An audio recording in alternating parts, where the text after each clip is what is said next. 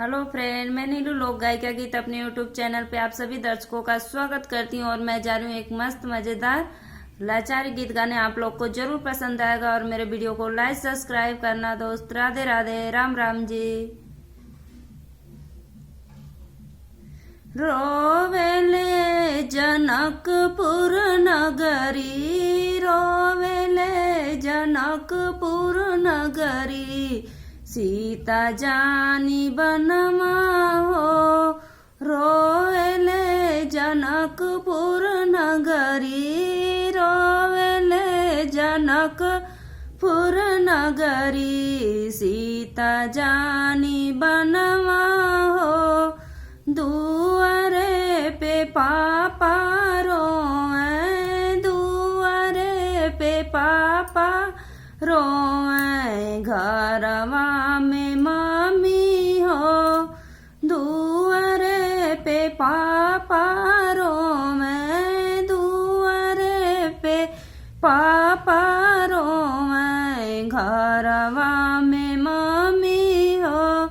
गाँव के लोगवा रोवे, गाँव के लोगवा रोवे, सीता जानी बनवा हो। रोवेले जनकपुर नगरी, रोवेले जनकपुर नगरी, सीता जानी बनवा हो।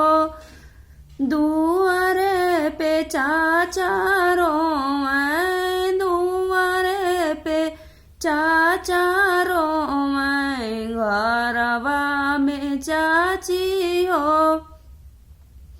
दुआरे पे चाचा रोए, दुआरे पे चाचा रोए, घरवा में चाची हो।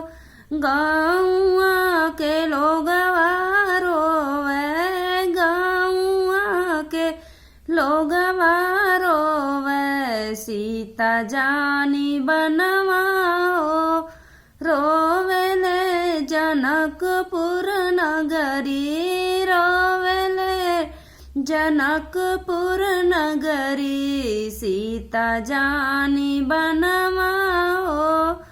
दुआरे पे भैया रोए, दुआरे पे भैया रोए, घरवा में भाभी हो।